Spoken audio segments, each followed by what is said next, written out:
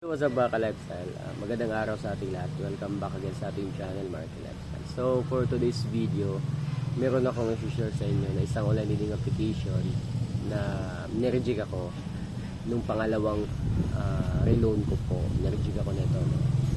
I don't know kung anong dahilan, and during that time naman sa pag-reloan ko, hindi naman ako nag-due even one day. Wala, hindi talaga ako nag-overdue.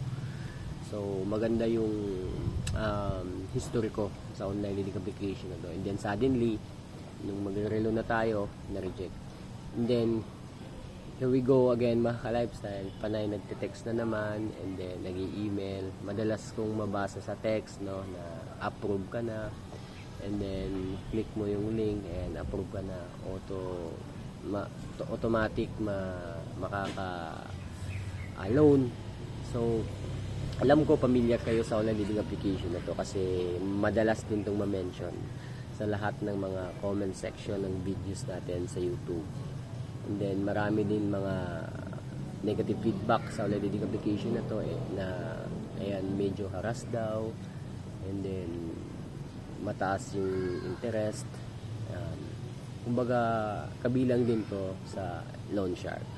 No, halos lahat naman siguro ng mga online leading application is loan shark, very high interest, no, and then when it comes sa paniningil, no, meron din silang mga illegal na gawain. So that's why isa rin siguro to sila sa mga pinaiimbestigahan na, no.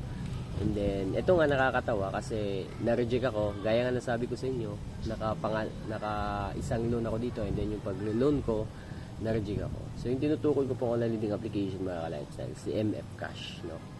And then, ayun, tinry ko ulit kung ma-approve ba.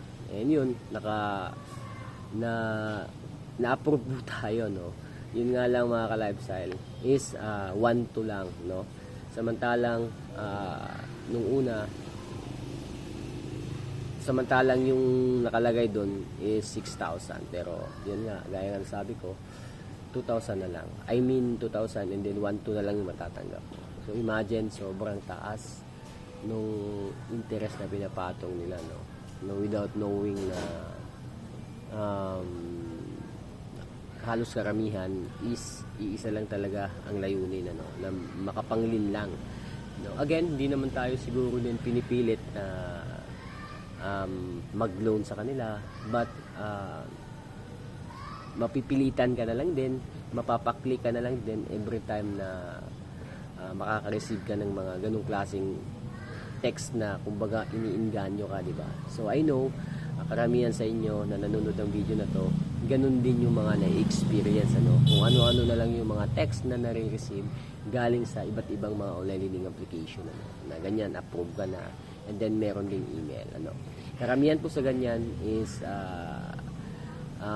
legit naman na nakakapag-loan ka. Actually, yung mga agent na, yung mga nagme-message, nagsisend ng message, kasi of course, kailangan din nilang kumita, maghanap ng kliyente, no? Kaya kung mapapansin mo, kung saan na lang napupunta yung numbers natin, at kung sino-sino na lang mga online leading application yung nagte-text, nagpo-forward ng mga message na na-approve tayo. So again, mag-ingat po tayo sa ganung klase ng mga text scam, kasi possible na makuha na naman yung information natin, especially kung meron na tayong mga history na hindi maganda sa ibang online leading application. Posible makuha na naman yung mga information natin, and then gamitin na naman ng mga online leading application company. Then matrace na naman na meron tayong pending or na-abandon ng mga online leading application, tatawagan na naman tayo. So huwag kayong magtaka if malalaman na naman nila na ikaw pala yun, So again mga ka-lifestyle, again, as much as possible, kung wala naman tayong paglalaanan ng pera,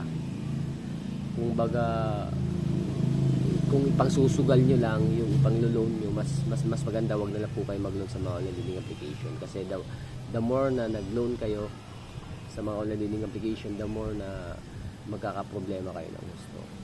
So, yun lang mga ka-lifestyle, ano.